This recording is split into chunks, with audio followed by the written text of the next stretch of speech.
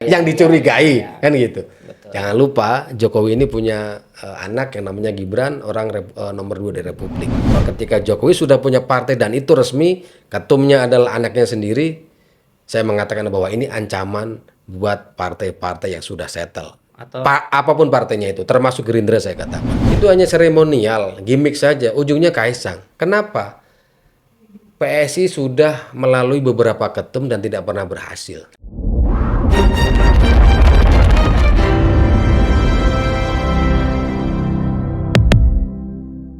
Bung Adip, Malam, apa kabarnya? kabar baik. Bung Adip nih suka main bola nggak? Untuk kaki biar kuat kita harus main bola. Main bola. Tapi di bola itu ada istilah tuh, ada sepak bola gajah. Oh gitu. Sepak bola yang penuh dengan kekerasan. Bukan kekerasan, sepak bola yang sudah diatur. Oh, sudah diatur. Nah, tapi belakangan ini sebagai pengamat politik kan di politik ada juga tuh partai politik yang mengganti logonya dengan gambar gajah. Gimana Ya. nih pendapat Bung Adip nih? Ya, saya kira bagus kita sebut saja PSI ya. Dengan apa namanya dukungan dari Pak Jokowi, mantan presiden, jelas. Hmm. Berarti bahwa kakinya Pak Jokowi itu ada di situ. Oh. Jadi lebih jelas gitu loh. Hmm. Ini sekaligus memberi pesan kepada partai politik yang lain. Musuh kita udah jelas nih. Lawan kita sudah jelas nih. Atau teman kita sudah jelas nih. Oh. Kalau saya sebut teman belakangan berarti proporsinya itu agak kecil kalau berteman. Lebih banyaknya menurut saya adalah mereka akan menjadi lawan yang sesungguhnya. Selama ini kan sering dilihat bahwa orang masih sanksi, ada yang pro, ada yang kontra, bahwa Jokowi ini masih ada. Oke. Efeknya ini masih ada. Oke. Makanya dengan Pak Jokowi ada di PSI, ketumnya anaknya beliau sendiri, ini akan semakin jelas. Jelas. Ada seperti PDIP, antara Mega dengan Puan, SBY dengan AHY, ini jelas. Jokowi siap bertarung membesarkan PSI. 2029 adalah ujian nyata. Oke. Selama ini orang berdebat, Berdebat. Jokowi itu masih ada apa Pendukungnya namanya? nggak nih? Oh, ya gitu. Disitulah juga menurut saya menguji loyalitas Oke. dari pendukungnya. Oke. Apakah memang betul-betul ini udah dikasih apa namanya gambar atau tempat yang jelas oleh Jokowi. Apakah Anda mau ikut saya Atau tidak? atau tidak? Ukurannya masuk PSI apa enggak nih? Iya, makanya tadi saya sebut cenderung menjadi lawan ketimbang menjadi teman. Kalau kita petakan ini peta loyalis atau potensi loyalis Jokowi di mana saja nih Pak Adip? Ya, selama ini kan tidak tergambar dengan jelas, tapi juga tergambar dengan jelas. Oh, gitu. Kan gitu. Jelas tapi nggak jelas? Ya, bagi mereka yang main dua kaki, ya pura-pura nggak jelas. Oke. Kalau yang jelas ya jelas. Dengan statement pesan politik itu biasanya ngomong. Di Golkar saya kira ada. Ada. Apalagi ketumnya suka mengagung Pak Jokowi kan. Oh. Di Gerindra saya kira ada, cuman ngumpet-ngumpet juga ada. Oke. Kan gitu. Di PDI saya kira banyak. Oke. Makanya ini sebenarnya tinggal nanti itu tumbuh. Siapa yang berani mendeklar dirinya, orang yang dibesarkan oleh Jokowi, punya hutang budi terhadap Jokowi, dan memang siap bergabung kepada Jokowi. Iya. Makanya saya pilih diksi tadi itu cenderung bahwa partai ini harus siap-siap yang lain. Siap-siap digembosi dalam tanda kutip oleh Suaranya diambil ya. dengan Karena tadi itu pesona Pak Jokowi. Jokowi jelas. Sekarang dia melempar sebuah tantangan Oke. kepada orang-orang yang selama ini dibesarkan oleh dia, punya hutang budi sama dia, Oke. dan menganggap dia memang betul-betul penolong bagi mereka. Saya udah di PSI nih. Ente mau ikut apa enggak? Iya, iya. Tawarannya cuma itu. Dan loyalis Jokowi saya yakin ada di semua partai menurut saya. Tak terkecuali PDIP. Kalau di Belanda dulu waktu menjajah Indonesia ada politik balas budi ya. Ya, Ini mungkin saatnya balas budi. ya, Apalagi ketua yang pro Jokowi kan Ya. namanya Pak Budi. ya. Ya, kalau dugaan atau curiga publik tentang kenapa Budi Ari itu masih settle di kabinet. Saya diwawancara sama teman-teman media, saya katakan ada invisible hand yang melindungi dia. Siapapun itu. Orang sudah disebut di pengadilan dan lain sebagainya, dia terlibat judol misalnya. Oke. Tapi kan masih oke-oke saja. Sampai terakhir sama Pak Prabowo yang jago memberikan kata-kata puitis guyonan kan. Kau mau di PSI apa di Gerindra? Oh ya itu menurut saya menarik jelas. itu.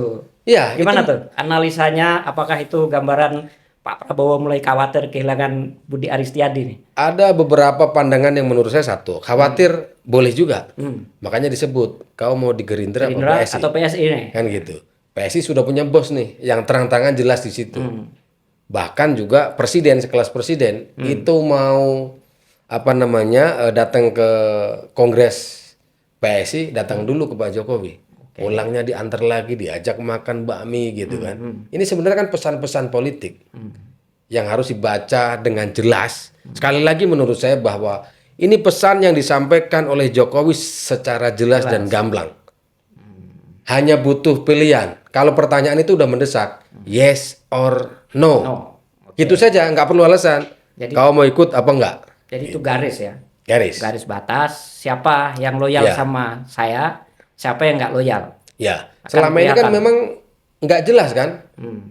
Jadi mereka masih bebas berkeliaran di mana-mana nih. Hmm. Jadi ketika Jokowi sudah punya PSI, ini jelas. Makanya menurut saya bahwa ini tidak butuh waktu lama. Banyak juga tokoh-tokoh nanti yang mungkin bisa bergabung di era pengurusan ini. Ataupun nanti untuk ritme menuju 2029 menurut saya. Kira-kira untuk menunjukkan loyalitas para pendukung Jokowi ini dikasih batas waktu nggak nih? Atau harus sekarang juga declare? Kan kemarin kabarnya beberapa orang kabinet akan menyatakan bergabung dengan PSI ya. Ya, saya kira itu tinggal momentum saja. Masalah waktu itu kan masalah momen ya. Tidak harus butuh waktu juga. Tetapi saya pikir bahwa waktu itu akan sampai di 2028. Paling lambat menurut saya. Karena kita harus tahu, partai PSI ini kan jadi pembuktian Jokowi itu masih ada apa tidak. Pengaruhnya politik ya. Karena tadi saya sampaikan di awal, ini kan orang berdebat soal Jokowi nih. Wah, dia udah nggak ini, oh dia masih ini. Makanya ini kasih tempat yang betul-betul disiapkan Pak Jokowi. Intinya adalah pembuktian di 2029. Apakah betul-betul Jokowi ini punya ruh, punya kekuatan, punya loyalis lewat PSI ini. Apalagi PSI ini kan ya partai yang menurut saya Pak Jokowi berkuasa juga gagal kan naik ke parlemen gitu kan gitu. Dan itu menjawab juga ke spekulasi publik yang selama ini menganggap oh Jokowi ini mau kemana nih, mau ke Golkar, mau kemana, ternyata ke PSI ya. Kalau ke partai yang sudah settle menurut saya berat. Dari dulu juga saya katakan begitu. Sebelum Pak Jokowi masuk saja sudah ada faksi. Faksi itu tidak akur. Termasuk Gerindra juga pasti ada faksi. Apalagi PDIP sekarang gitu kan. Susah gitu. Jadi kalau Pak Jokowi masuk malah partai itu berfaksi-faksi akhirnya apa? Internal itu nggak kondusif. Makanya cerdas menurut saya Pak Jokowi. Ya tetap di PSI. Ini menguji loyalitas dia selama 10 tahun. Banyak orang-orang besar yang memang disupport oleh dia, dijadikan dia, diberi kekuasaan oleh dia. Ini saatnya pembuktian. Nah, ceruk suara dalam pemilu ini kan tetap sebenarnya ya, relatif tetap. Jadi kalau masuk PSI dengan Jokowi, dengan gambaran besar mantan presiden, dan kemampuan berpolitik yang selama ini bisa dibilang tidak pernah kalah. Wali kota tidak pernah kalah, gubernur tidak pernah kalah, presiden tidak pernah kalah. Nah, kemungkinan kalau PSI ini apa dia juga tidak terkalahkan nggak? Kalau dia tidak terkalahkan, pertanyaan saya partai mana yang paling terancam nih? PDI kah, Golkar kah, Nasdem kah, Demokrat kah? Saya mungkin berbeda dengan yang lain. Partai yang terancam menurut saya dua. Pertama adalah PDIP, yang kedua adalah Gerindra. Oh Gerindra, oke. Ingat, sorry kalau kita katakan pertama kita bahas PDIP. Loyalis yang masih malu-malu di Jokowi itu masih banyak menurut saya. Data menunjukkan PDIP terkatrol oleh Jokowi itu jelas, nggak bisa dibantah. 2014 menang, 2019 menang, 2004 nggak sama Jokowi kalah. Itu clear lah, nggak usah dibantah. Jadi menurut saya loyalis dia tuh banyak. Bukan kalah ya, berkurang ya? Berkurang ya. Walaupun dia pemenang pemilu ya suaranya segitu-segitu saja. Untuk memenangkan pertarungan susah. Skeptiknya segitu. Menurut saya banyak. Cuman masih malu-malu banyak. Mungkin ya biasalah pendukung yang mungkin vulgar berani mengutarakan di awal sudah di awal. Tapi yang kedua kenapa harus Gerindra? Menurut saya bahwa ingat Jokowi itu jago dalam meramu hubungan politik dengan Pak Prabowo. Salah satu kunciannya dan saya percaya bahwa kenapa Prabowo sampai sekarang itu atas nama lah dia bilang ini suksesi menghargai pemimpin yang lalu kita harus politik dengan teduh itu kan bahasa-bahasa klise, bahasa-bahasa formal saja buat publik. Tapi orang yang mengerti bagaimana dramaturgi di belakang panggung berbeda tentunya kan. Disitulah Pak Jokowi dalam tanda kutip menurut saya mengunci Pak Prabowo. Hmm. Ketika jenderalnya dipulihkan, menjadi Menteri Pertahanan, disupport menjadi presiden. Ah, Itu hubungan psikologis yang tidak ada duanya, yang menurut saya paling merekatkan dua tokoh itu. oke. Pertanyaannya, kalau Pak Prabowo ketika gabung, ini saya ambil alasan yang masuk akal dulu nih. Oke, Waktu dulu bergabung dengan Jokowi, orang kaget, termasuk loyalisnya Prabowo sendiri. betul. Apakah Prabowo ada faksi? Ada, tapi nggak berani nongol. Oke. Tapi intinya Prabowo bisa membuat Gerindra itu satu suara, serut gitu kan? Pertanyaannya, kalau besok-besok, udah kalian tenang-tenang. Sekarang sukses ini saya berikan kepada Jokowi. Iya, iya, iya, iya, iya, iya, iya. Siapa yang bisa Memprediksi. iya. Politik kita itu tadi saya katakan Bang Alip bahwa politik kita ini satu adagium yang kita harus yakini itu betul. Tidak ada teman dalam politik yang sejati. Yang ada adalah kepentingan kan gitu.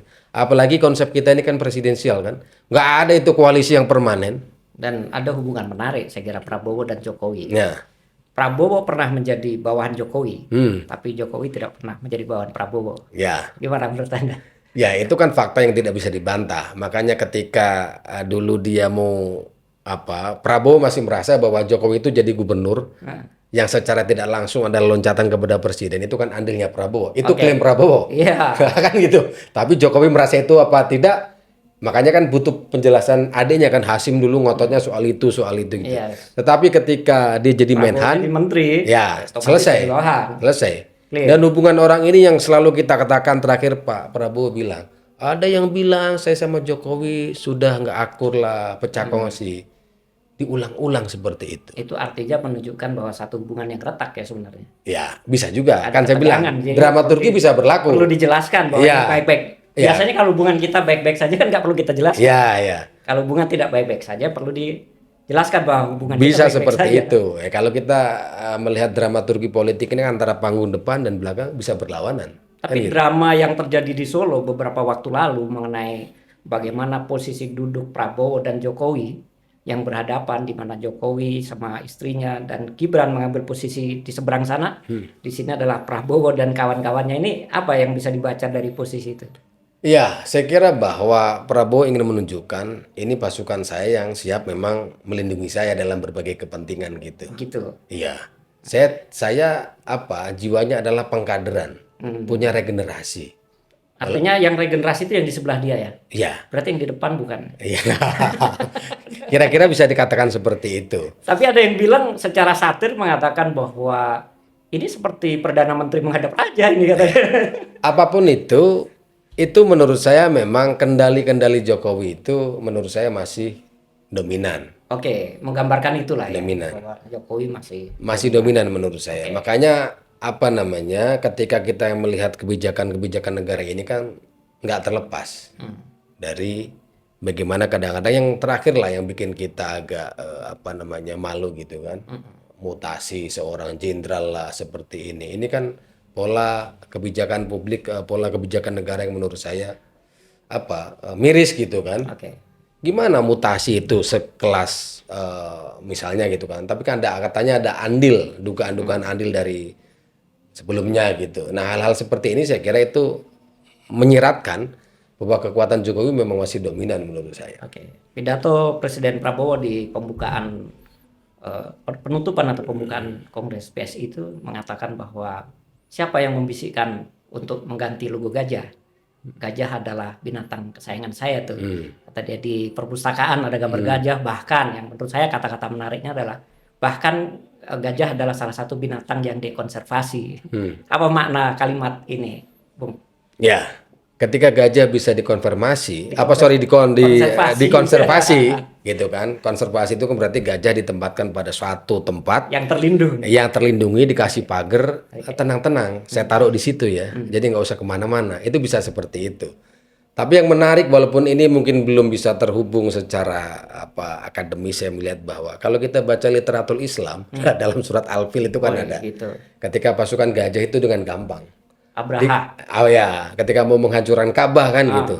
Siapa yang bisa menghancurkan itu? Kerikil yang dari surga, dari neraka. Yang membawa kerikil siapa? Burung. ababil. Ya, burung ababil. Burung ababil di sini ada nggak kira-kira? Ya mungkin juga bisa burung Garuda. Nah ini kan cuman Ntar apa? dulu ini Ka'bahnya, ini Ka'bah yang dalam arti cerita Nabi atau Ka'bah ini partai yang berlambang Ka'bah. Ya. Karena kan ada kabarnya juga mau kongres nih, orang yang mau masuk juga orang yang dikirim oleh Ya.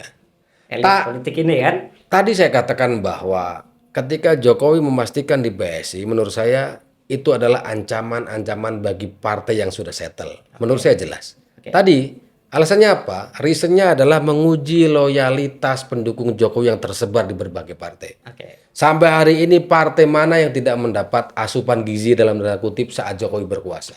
Semuanya dapat. Sekarang tinggal meyakinkan. Ingat, Jokowi masih punya anak namanya Gibran Rakabuming Raka, orang nomor 2 di Republik ini. Indonesia. Sorry, kalau kita bicara berkaca pada kontestasi pemilu, pilkada, banyak orang yang mencurigai bahwa kekuasaan ini selalu bermain. Dan itu kebanyakan berhasil kan gitu kira. Yang dicurigai kan gitu. Betul. Jangan lupa Jokowi ini punya anak yang namanya Gibran, orang nomor 2 di Republik. Makanya saya mengatakan dan aku yakin dengan analisa saya bahwa ketika Jokowi sudah punya partai dan itu resmi, ketumnya adalah anaknya sendiri, saya mengatakan bahwa ini ancaman buat partai-partai yang sudah settle. Atau Apapun partainya itu, termasuk Gerindra saya katakan. termasuk Prabowo. Termasuk Prabowo. Artinya hati-hati gitu ya. Hati-hati. Kira-kira Ya. gajahnya belalainya udah naik tuh. Ya. Dan kepalanya merah. Belalai itu bisa naik, orang dilipetin naik, tapi kan bisa nyembur air juga. Bisa juga Apakah air doa kayak gitu kan? Itu kan bisa saja terjadi. Tetapi intinya bahwa ini sebuah momentum politik yang baik. Baik dalam arti kata bahwa oke, kita tunggu pembuktian bagaimana seorang Jokowi itu betul-betul memang masih kalau menyitir kata Romi, mantan ketum PPP, tidak ada orang di Republik ini kalau tidak salah selama saya amati itu sekelas dengan Jokowi. Oke. Kan gitu. Nah, kita buktikan saja. Dan terbukti. Dan memang terbukti. Terbukti. Makanya ketika dia regenerasi ini bisa jalan nggak di 2029 itu. Makanya dia tagline-nya juga super TBK ya. Super TBK, super terbuka. Terbukti. Super terbukti atau terbuka. Iya.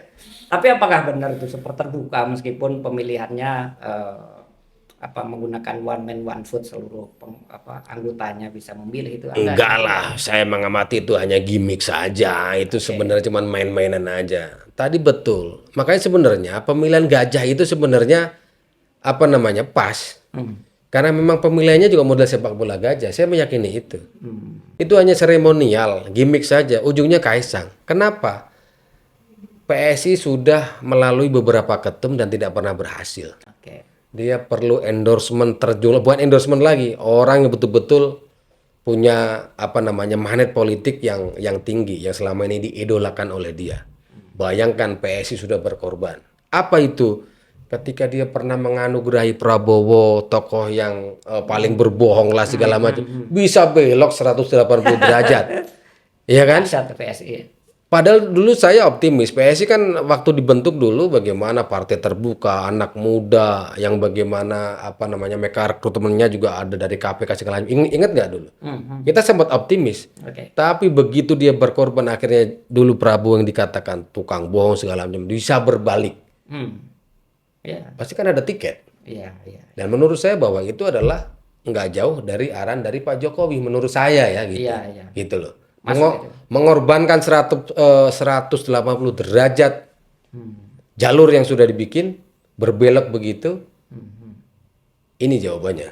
Iya, dan pidato pendiri PSI menurut saya luar biasa. Jeffrey Giovanni. Dia bilang, kalau tidak mendapatkan darah Jokowi ataupun mantunya, tahun depan partainya kita tutup. Ya kan itu jelas. Makanya sebenarnya kode-kode itu, pesan-pesan itu sebenarnya sudah bisa kita baca. Jadi kalaupun misalnya kontestan di luar Kaisang ini kan cuma gimmick saja. Pertanyaannya saya yang belum paham itu hubungan Jeffrey yang tentu mendominasi di PSI dengan Jokowi itu titik temunya di mana sebenarnya? Titik temu saya kira kan selalu diawali dengan bahwa PSI ini bukan bagian dari oligarki. orang biasa, memberikan kesempatan kepada anak Anak muda. muda. Kan gitu kira-kira. Jokowi itu kan digambarkan, dicitrakan begitu. Tetapi itu kan lulu. Ketika sekarang bahwa yang dulu katanya Kaisang tuh hanya jualan pisang dan lain sebagainya, ternyata kan anaknya, mantunya sekarang berkuasa semuanya. Oke.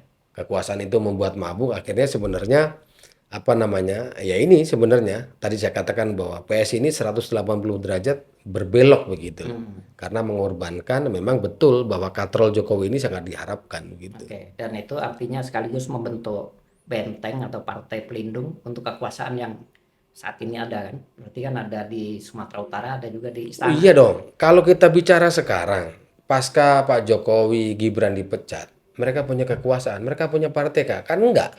Kalaupun punya partai, Kaisang belum survive, nongol di parlemen juga enggak.